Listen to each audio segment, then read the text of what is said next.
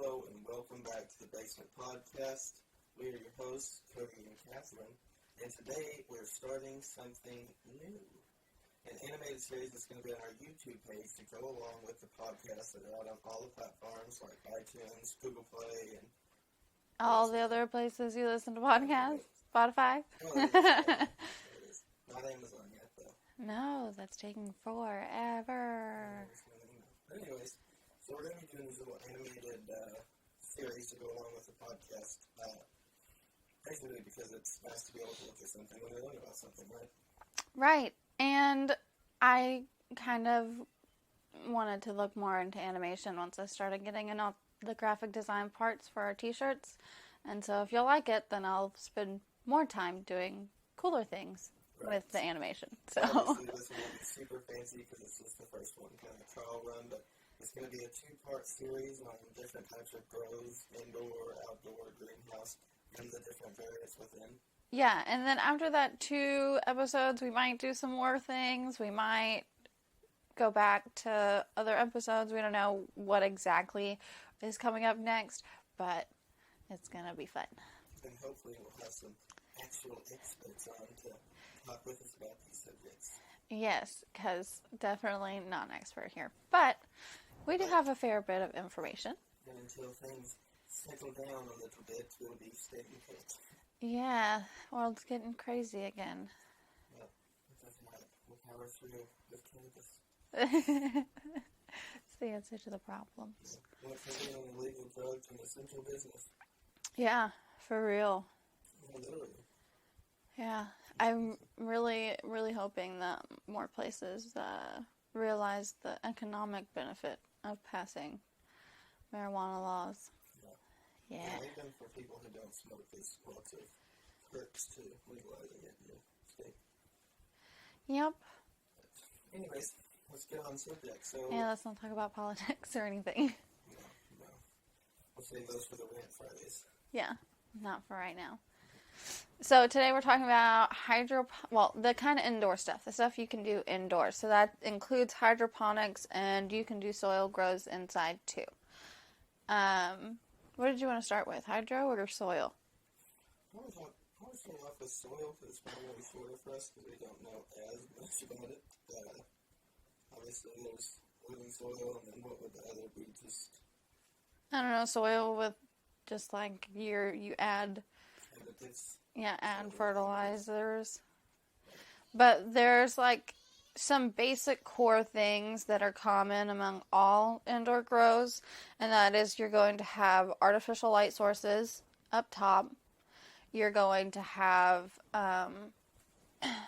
like your plants are going to be limited on the amount of square footage that you have. And then you have to have really, really, really good ventilation, because one really important part of growing marijuana is keeping wind flowing past them constantly to keep their stems and everything nice and strong. Yeah, and to prevent mold and stuff, because nobody likes mold on their plants.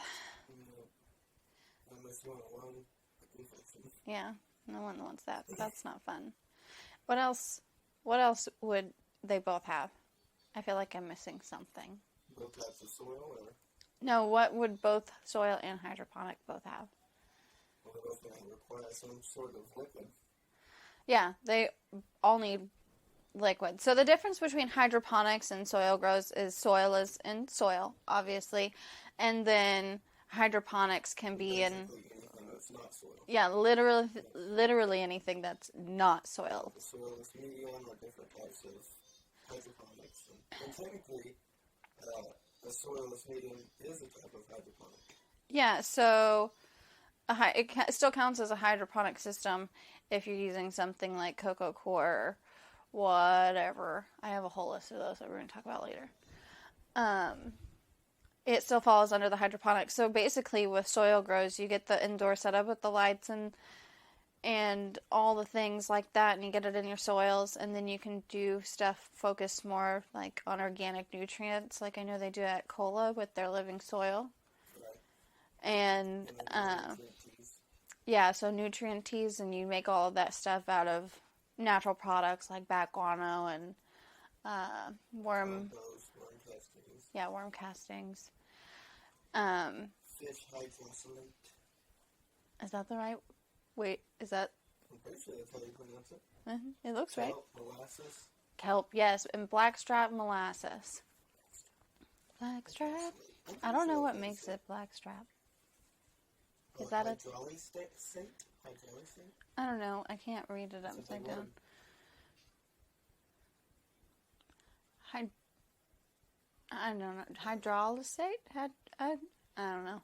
No help there. Whenever we say this, and that's what we're going to really like about this animated series, is that whenever we say this word all messed up, it's going to yeah.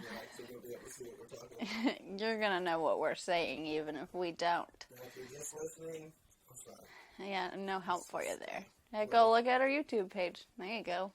There you go. Yeah. Like and subscribe. Yeah, I'm excited about that. I'm really excited about the YouTube page. Also makes me a lot more nervous. I like how more interactive it is. Like, it's not really easy for them to just comment on an episode of the podcast. Right. Whereas YouTube, you can be more interactive. Yeah, more community there. Yeah, I'm excited. Okay, anyways, back to the video at hand, or podcast at hand, but video, because, we're talking about videos. Anyways, so, so then you make the organic teas. Basically, that's like, you're going to water your plants with that every however many days, like, depending on how your plants are absorbing their nutrients, and you're going to watch them grow. Yeah, normally whenever you do stuff like that, you're a lot more hands-on with, like, the real health quality of your plants, how they're doing individually. Yeah, because that's one of the things that comes with soil is the increased chance of bugs. And being indoor, it's reduced quite a bit, but you still have to watch for things that, can pop up on any plant, not just a marijuana plant. I also have to know what's good bugs and what's bad bugs. Right. There are good ones. There are good ones. And we'll talk a lot more about good ones when we talk about outdoor growing. Yes. Yeah. I'm excited about that one. That one was a new area for us to learn about. I mean, everybody knows you can grow weed outdoors, but nobody really thinks about all the different aspects that go into growing quality marijuana consistently outdoors. Or the fact that outdoor is just as good as indoor, just in different ways. Yeah, they have different, they have different pros and cons. I feel like we're not staying on subject very well at all. Okay. What's talking? Let's talk about normal folk. Normal folk? I don't feel like either one of us fall into classification of normal folk. Yeah. The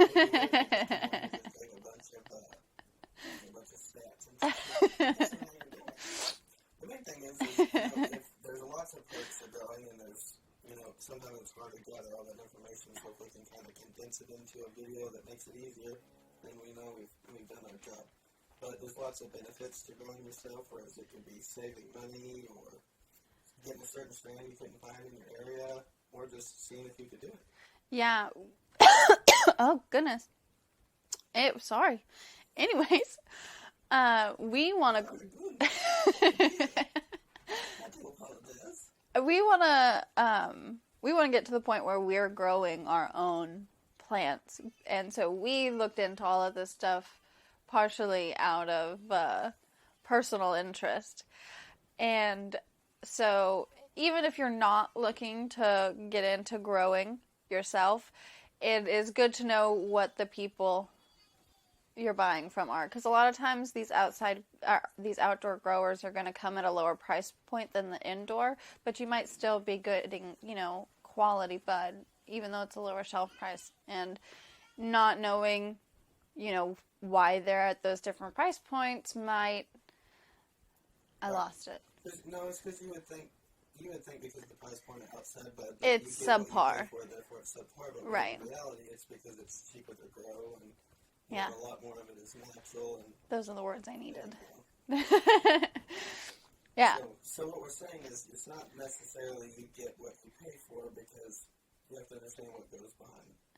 Yeah. So indoor grows are automatically more expensive because you're paying for artificial lighting. You're paying for the setup. moving. Yeah, you're paying for the square footage. You're paying for the setup. You're paying for getting everything functioning and keeping it operational. Whereas when you're outside, I mean, the sun's doing the light part, the ground or whatever you have it in's doing the fertilizing part for the most part. So there's a lot less expense there, so they can give it to you at a lower price point. Oh, goodness gracious. Anyways, back on to our subject for today. Yep, which is indoor. Yeah, and we had just finished talking about teas. There we go. So I wanted to move to hydroponics. So this is what we know the most about. I don't know why I was interested in hydroponics when I was in high school, because I thought it was cool to be able to grow stuff in your closet. And remembering at the time, I did not smoke weed in high school, so I was not interested in growing marijuana plants at the time. I was just, being a nerd. I got real into, growing your own food and being self-sufficient. It died out pretty quickly, because I didn't actually have the means to create myself a hydroponic system in my closet. So, Probably a good thing you didn't. I mean, yeah, it probably would have been a weird thing to do. A hard one to explain. Yeah, it is. There's lots of things online. I'm not going to try to tell you how. Yeah, I mean, there's a page on Instagram I follow where literally all they do is grow different strains in a red solo cup from start to finish. That's cool. Yep. I like that. They get a pretty decent amount, too, from, how small it is. For how small? Cool. Yep, there's lots of different ways to do it inside, but I think let's talk a little bit about hydroponics. A lot of people, it's so hard because you think everybody gets along in the marijuana community, but they don't. But they don't. Because they have the certain people, people who use living soil are always going to say that it's better than hydroponics. And in some ways it is, and in some ways it isn't, and that's always going to be the case with everything. But you have to be able to look at it from both sides because there's lots of benefits to each different type of growth. You can't just, just not consider one simply because of something someone else said, because it's okay that they're biased. That's how they're competitive, and that's how they grow good stuff, and you want them to be competitive. But also take it with a grain of salt because that's how they grow, so they're automatically going to be a little more lenient toward that side. Right, and that brings up something that I heard a lot when we were looking into all of this stuff. It's a formula that they were talking about where the grower's knowledge plus the amount of control you have over your grow equals better quality bud. But less important is the amount of control you have, meaning where you're growing it, indoor, outdoor. The most important is the knowledge of the grower. Right. How much that grower knows about marijuana plants and how to grow them and what they need and when they need it. Because you're going to have an idiot with the most high-tech, off-the-chart, expensive grow house in the world, and if he's not a good grower, it's not going to be worth smoking. Right.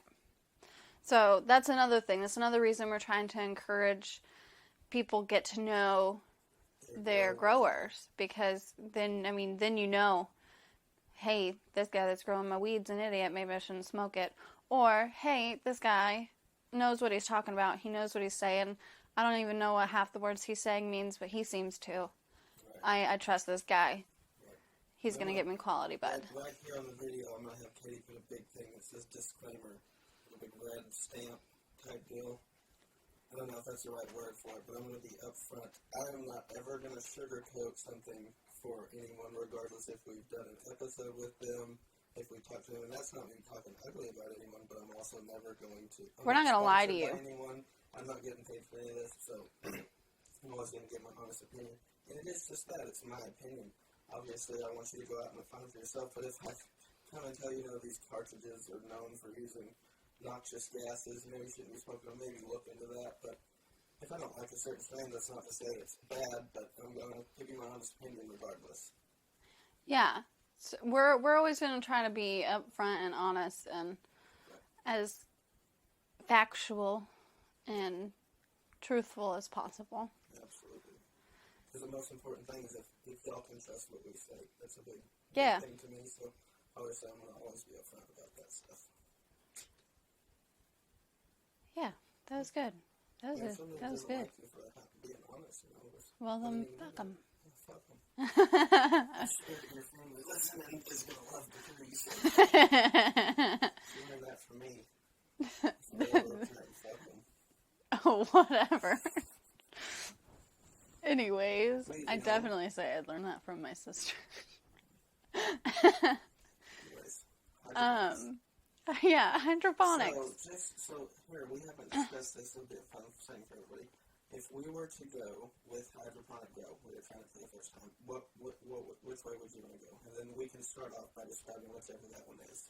Okay, which would I do if we were doing a hydro What grow? do you think would be the most user-friendly, the first time grow, figuring it out at your skill level? First time grow. Well, the easiest that I know it would be the easiest way to start is to do it if just like a regular grow, but in a soilless medium. But I feel like the one that they called there's another name for it. The one that's called the Kratky right there. Mm-hmm. He said another word for it. I don't know. Anyways, the one where they keep the water right below the roots and the roots go down to the water as the water level lowers. That one. Okay. Why? Because it gets it gets lots of airflow to the roots. There are a few things that are really important when growing in with hydroponics, and it's to maintain the temperature of your roots, to make sure that you're getting nutrients, water, and oxygen. The water and the nutrients, they're kind of together in one because you put your nutrients in your water in a hydroponic system so they can be absorbed. And then you also have to have lots of oxygen there for the roots to be able to distribute that out to the plant. And with this method, because you keep that water level like right below the roots pretty much at all times, and you don't have to like really refill it all that often, it's relatively low maintenance, and it keeps lots of both air and water in those nutrients available to the roots all at once. It's a lot more controlled. Yeah. You don't have to worry about overwatering because you're physically being able to see it. Right. Right, I get it. And then what would you have chosen? Mine would be ebb and flow. Okay. Do you want to explain that one? I don't know if I can. You can. I believe in you. So basically what it is, it's the same setup as, these would be anything in 5-gallon buckets or special made setups if you want to do it yourself. I don't know what it is, but basically keeping the plant down, kind of like the plant, like the cranky method, essentially, but it's pushing water up onto the roots and soaking them and then coming back down. Is that right? Yeah, so it fills the container up so that it covers the roots and everything with water, and then it drains it all back down, and it gives those roots time to absorb a bunch of oxygen, and then it comes right back up, and it gives it more water and nutrients, and then it comes down, and it gives them oxygen. Right. Yeah. And you can do that with water or a nutrient tea? In hydroponic systems, they don't normally recommend using organic teas. They want you to kind of avoid the organic product because, the hand done. That can probably be done. It depends on what you're doing it in, because if you're just doing it, depending on the medium that you're using, sometimes it can cause unwanted bacterial growth and be hard to keep clean. Good information. Yeah. It is good. I wouldn't have thought to bring it up, so I'm glad you asked it. Yeah. There's a lot. I mean, obviously I would like to try a lot. The wick one, I don't know that I would be super interested in. I heard about that from Pinterest for keeping your houseplants watered while you're away on vacation. See, for that it'd be good, but I think for growing a plant that takes that much effort, because everybody says any idiot can grow it, but to grow something that's worth smoking, you gotta put in some time. Knowledge and time and effort. Yeah. And the wick system seems like it would just be really hard to get dialed in the amount of time allotted to find it out. Right. You'd have to. It's hard to accurately measure nutrient absorption with the wick system. So the wick system is basically like you got your plant, you stick a wick, a long, like, thick wick. Oh, yeah, a long, thick wick. You know, dip it in a bucket of water. Mm-hmm, you know it. Just leave it onto that plant. Oh, yeah. Yeah, so you just stick one end in a bucket of the water and nutrients, you stick the other in your soilless medium. Bada bing, bada boom. The roots absorb the water and nutrients, and there you go. And that can also be done with a soil grow. Yes, it can. It can be done in soil. Or water. Yes, that is correct. Ding, ding, ding, ding, ding, ding, ding, ding, ding. And this is just a little side note because I thought of it. The soilless mediums, there are pros and cons to all of them. So you have, I don't know if people normally use just perlite in situations, but a good mix of like the cocoa core and the perlite, those are good soilless mediums.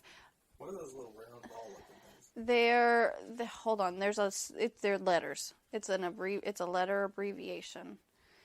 They're called, oh, just kidding. They're called expanded clay pellets. Lightweight expanded clay aggregate. LECA. See, there it is. There's the letters. Typically when I think of hydroponics, I think of that. Yeah, they're just little balls. They look like kind of paintballs almost, or like rubber bullets. And yeah, so you just there's pros and cons to each type of them. So some soilless mediums are just there to help stabilize the plant and keep things out of, maybe the water below it, depending on what kind of system you have set up. Some soilless mediums are basically soil without the soil, like the cocoa mixed with the perlite. I do think I've heard of people using the organic nutrient tea type stuff with the cocoa, but I'm not 100% sure. But I'm pretty sure, because I'm pretty sure that the Canadian dude we watch on YouTube does in some of his. Yeah. I love watching his stuff. And I was thinking of, I remember them talking about that cracky method, or however you say it, and whatever else it's called, that one downside. They say it's really good for clones, when they're starting off clones, because it helps build that root system, but they do say it can be problematic when the plant gets bigger, just because the roots get heavier. Yeah. And they're drooping down, trying to grow towards the water. And that's right. That goes back into everything's going to have a little... Everything's going to have pros and cons. Super easy. Obviously, with time, it gets easier because you can dial in how you do it. Right, you just kind of learn. You just learn what to do, just how to do it instinctually. Yeah, and some different strains or different genetics will do better in different growth situations. Right. Like one of the perks that he was talking about earlier to an indoor grow that might make the buds from indoor versus outdoor different is with indoor, you don't have marijuana. Marijuana's natural tendency to protect itself from the sun is what those trichomes that we love are for. Whenever the sun starts getting really hot, to protect the plant leaves and, the plant itself, those trichomes melt and, yeah, so when you look at an outdoor grown bud, if perhaps the sun got a little too hot, you're not going to see as many of those beautiful powder dusted crystals, but you're still going to have a really good, well-balanced high that comes out of it. So it's different, and so with the preservation of those trichomes, you and avoiding those other potential stressors of growing outside, indoor gives you more like refined, specific like trichomes and what's the word I'm looking for? Terpenes. Gives you better terpene profile. Yeah, they're more flavorful, or they can be. Now remember, all of this doesn't even matter if a dumb person's growing your weed, or marijuana, cannabis. Know your grower. Yep, know your grower. Not last one. We totally skipped deep water, drip, and aeroponics. I was just going to talk about aeroponics. We talked about drip. You brought it up. So drip, I didn't explain what it was. You can explain what drip is. It's pretty self-explanatory. That's the whole point of us being here, is to tell them what it is. So you get some hose basically, and you sprout it off, and it drips the nutrient solution and water down from the top down to the roots, and then it just like drips off, and the roots absorb it. This one's a good one for multiple plants because it's essentially just a 3/8 tubing connected with these little plastic fittings it's going to be little valves that you can basically just control the amount of water you want to drip out. Right. Because it's just 3/8 tubing and these little fixtures. It's easy to expand or collapse. Easy to expand and super easy to go in different directions. You don't necessarily have to have your plants in close proximity to be able to do it. Right. And then there's the deep water culture, which is what most of you probably had in mind whenever you thought of hydroponics, and it's that those roots are just flowing around in just water. They're soaked in water, completely submerged. Yes. So you have to have the oxygen, remember. So to get the oxygen, you are adding an air stone or a bubbler or something that adds O2 to the water. Lets the roots get nice and oxygenated. With that, you can sometimes have restrictions to how much oxygen the roots have available to them. So there's that. And the last one, you can tell them about aeroponics. Aeroponics is essentially just steam. Mist? Mist, steam, which I think both apply. Yeah, so it's an ultrasonic mister? I'm not sure. I think is what it's called. I know this one is not as popular. Yeah, it's more expensive. Yeah, it's more expensive, harder to maintain, and runs into quite a few problems. But it's mist, and you put a mister at the bottom of the bucket. Soaking all the roots. Yep, and that's it. Just mist. Run into that same problem as the cranky method, whereas the roots start to get heavier and droop down, and it gets kind of strenuous on the plant. But it also has shown some other great results. I don't remember a whole lot about it. It was not covered a whole lot in any of the things that we read or watched. Mainly just because, most people were saying this is not a very popular method. But, and then obviously the most basic one, I don't know if we even mentioned or not, which would just be hand watering. Just a soilless medium and hand watering.